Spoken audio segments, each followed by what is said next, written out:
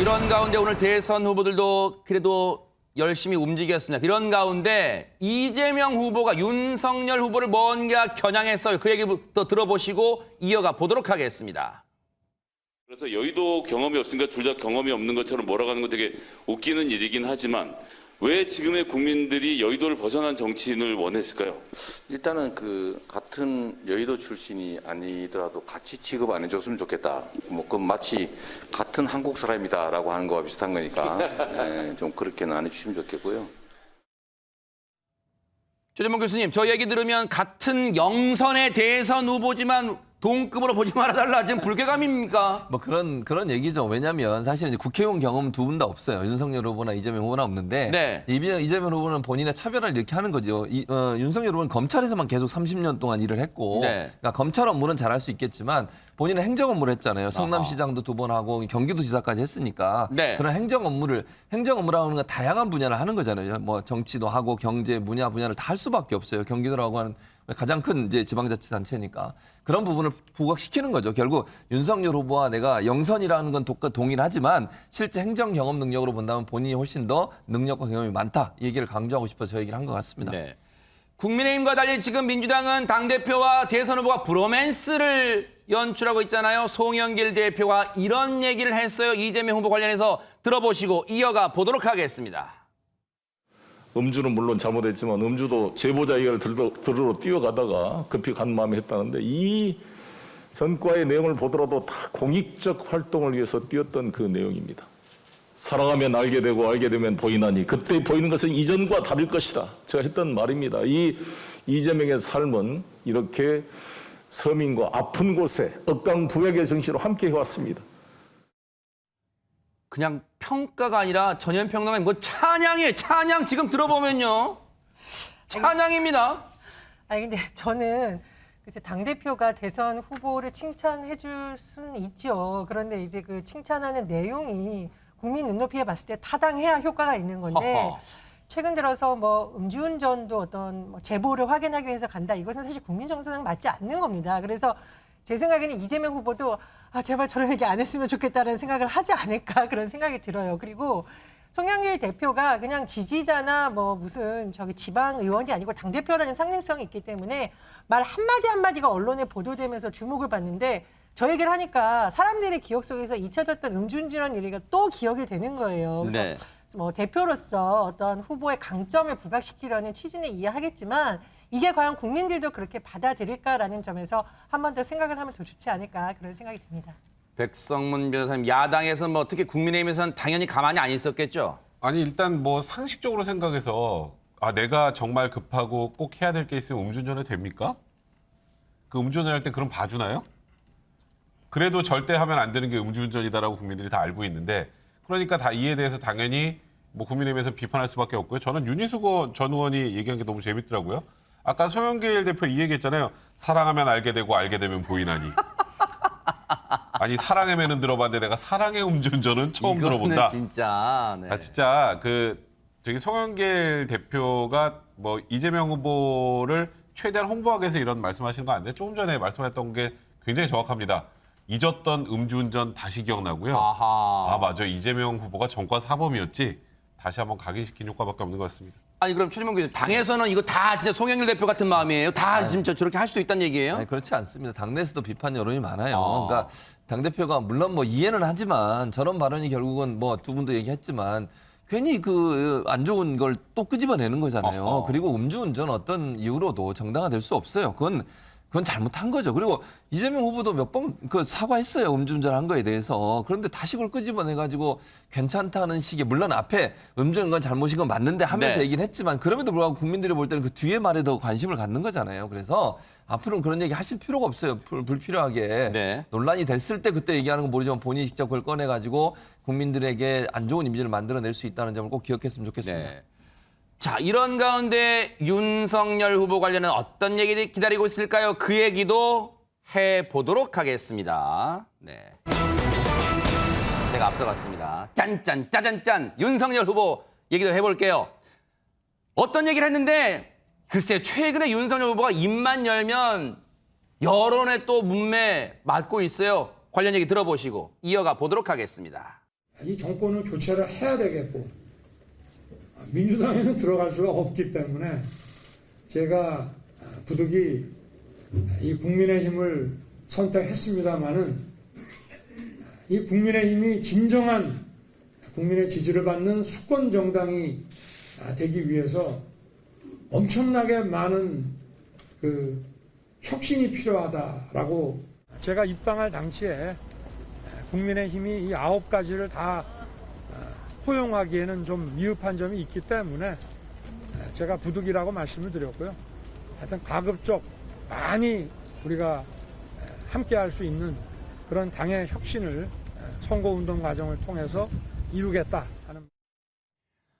백성문 변호사님, 시청자분들은 물론이고 국민의힘 지지자분들도 지금 귀를 의심하실 것 같아요. 이 얘기 듣고. 사실 어제부터 오늘까지 윤석열 후보와 관련된 이슈 중에 제일 논란이 심하게 되는 게 전 이거 같아요. 부득이. 허허. 부득이 국민의힘을 선택했다. 그러니까 윤석열 후보의 그 말 자체는 뭔지 알겠어요. 당시 국민의힘 상황이나 이런 걸 봤을 때 정권 교체는 꼭 해야 되는데 내가 민주당에 들어갈 수 없으니까 그 당시 그렇게 별로 본인이 썩 마음에 들지 않았던 국민의힘을 선택해서 국민의힘을 변화시키겠다 이 뜻이라고 말씀을 하시는데 이렇게 해석이 필요한 얘기는 하시면 안 됩니다. 헤드라인 한 줄로 부득이 국민의힘을 선택했어?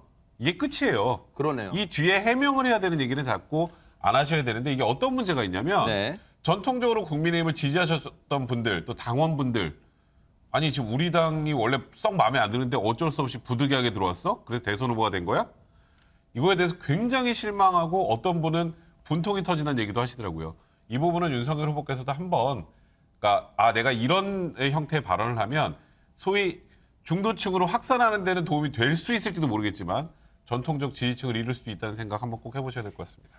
허지원 변호사님, 실제 이 발언 이후에 당내 분위기는 어떻습니까, 그러면? 굉장히 좋지 않죠. 왜냐하면 윤 후보가 사실 전통적으로 어떤 보수 진영에서 지지받고 환영받는 그런 인물은 아니었잖아요. 그동안의 네. 행보를 봤을 때는 사실 지금 현재 여권의 뭔가 입장에서 이 보수 진영의 한때는 정신적 지주라고도 평가받았던 박 전 대통령을 수사해서 감옥에 보낸 그런 인물이지 않습니까? 네. 그래서 사실 이 국민의힘에 입당하던 당시에도 그런 부분 때문에 내부적으로 좀 갈등이나 반대의 목소리들이 있었습니다. 네. 그런데 그 와중에 부득이 입당을 했다. 이렇게 얘기를 하니까 이걸 환영하면서 받아준 국민의힘 당원들 입장에서는 그야말로 부글부글 끓을 수도 있는 그런 발언이 될 수 있습니다. 네. 지금 당원들 중심으로 비난이 빗발치고 있는데요.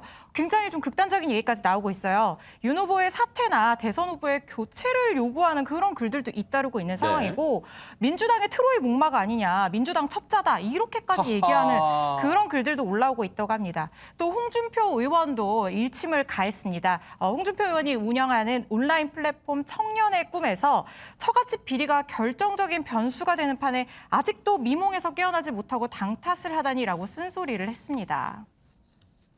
우리 시청자분들께서 또 그런 얘기 하실 거예요. 우리 하재근 평론가님 어디 가셨어요? 네, 그럴 것 같아서 제가 여쭤볼게요.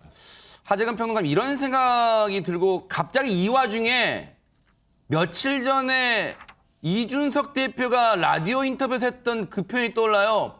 참 환장하겠습니다. 그 표현 떠오르면 지금 당이 후보가 해놓은 말 수습하느라 하루 온종일 지금 다 허비하고 있어요. 예, 지금 그 윤석열 후보의 발언들이 계속해서 논란이 되고 있는데 이번에 부득이 발언의 경우에도 그러니까 이게 국민의힘 지지자들은 실망할 수 있다. 그런데 혹시 중간층은 저것을 통해서 외연이 확장될 수도 있을까? 이런 식의 이야기들이 나오는데 사실 중간층도 저 얘기를 듣고 대선이라는 것은 어느 한 사람만 선택하는 게 아니라 그 당을 선택을 하는 건데 그 당이 집권을 하는 건데 근데 정작 후보가 나는 이 당을 부득이 선택을 하게 됐다고 하면 국민들이 중간층도 그럼 내가 저분도 지지하지 않는 것 같은 저 당을 내가 왜 찍어야 되는 거지? 이런 생각을 하게 될 수도 있기 때문에 이게 네. 백 변호사 이야기처럼 여러 가지 설명을 하면 뭐 납득이 될 수도 있겠지만 복잡한 설명보다는 카피 한 줄로 사람들이 인식을 하는 거니까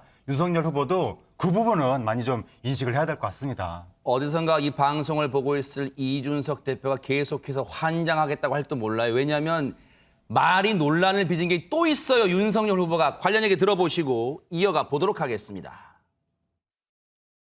80년대 민주화 운동을 하신 분들도 많이 있지만 그 민주화 운동이 그야말로 어떤 자유민주주의 정신에 따라서 하는 민주화 운동이 아니고 어디 외국에서 수입해온 우리나라 밖에서 수입해온 그런 이념에 사로잡혀서 민주화 운동을 한 분들과 같은 길을 걸은 것이죠. 민주화 운동이 하고 한번 쉬고 바깥에서 외국 등에서 수입되어 온 그 이념에 따른 운동이 민주화 운동과 같은 길을 걷게 됐다.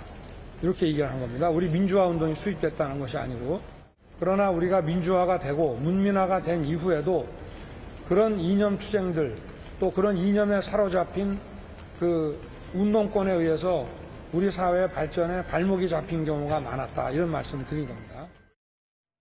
전혜연 평론가님, 늘 최근 보면 그런 패턴이에요. 어떤 말이 나왔고 어떤 말을 했고 그다음에 장황하게 부연 설명을 후보가 하고 있어요 또. 그렇습니다. 제가 아까 A4용지 꺼내서 한번 적어봤거든요. A4용지 한 장이 넘어가서 다 적지를 못했어요. 그래요? 네. 예를 들면은 뭐 노동 문제와 관련한 주 52시간, 주 120시간 논란 발언, 부정식품 관련 발언, 5.18 관련 뭐 전두환 정치 옹호 발언 너무너무 많거든요. 네. 원정 관련 발언도 너무 많습니다. 근데 이게 뭐 우리가 예를 들면 뭐 이름을 헷갈리거나 이 정도는 말실수라고 할 텐데 이렇게 어떤 굵직굵직한 노동이라던가 우리나라 역사라던가 정치 분야에 있어서 이런 부분에 대해서 자꾸 이렇게 실언이 나오면 사람들은 이 후보가 너무 문재인 정부 비판을 하려다가 본인 생각은 없는 거 아니냐, 철학적으로 뭔가 콘텐츠가 비어있는 거 아니냐는 의심을 하게 됩니다. 그래서 굉장히 말을 정제해야 되는 것이고요. 무엇보다도 민주화 운동에 대해서 이렇게 발언하는 것은 제가 보기에 민주화 운동을 함께했던 많은 세대들로서는 굉장히 모욕감을 느낄 수 있는 말이에요. 물론 민주당에 있는 이른바 운동권 출신이라고 불리는 정치인들도 있을 거고 청와대에 가 있는 그런 사람들도 있을 겁니다. 그런 사람들을 아마 비판하려는 의도는지 모르겠지만 우리나라의 대통령 직선제를 비롯해서 민주화 운동을 거쳐온 많은 성과는 몇몇 사람이 한 것이 아닙니다. 네. 우리 넥타이 부대라는 말 그렇죠. 들어보셨었죠? 예전에 6월 항쟁을 비롯해서 민주화 운동의 중요한 시기에는 넥타이 부대라고 해서 회사원들도 힘을 보탰고요. 그리고 그런 사람을 지지하는 식당에서 일하는 아주머니들 그런 분들도 다 도와줬다는 많이 이야기가 전해지고 있습니다. 그래서 역사적인 부분은 발언할 때 윤석열 후보 정말 조심했으면 하고요. 참고로 김정일 위원장이 이런 발언 들을 때마다 내 무릎 내놔 그럴 것 같습니다. 네. 내가 무릎 꿇고 호남 가서 사과했는데 맞아요, 네. 이런 말은 어떡하냐 이런 좀 비통한 심정이 들지 않을까 생각이 드네요. 이 발언은 그냥 말 실수 정도가 아니라 80년대 민주화 운동 그건 여러분 5.18 광주 민주화 운동과 때려야 뗄 수가 없어요. 과연 앞으로의 호남 민심 어디로 향할지 지켜보도록 하겠습니다.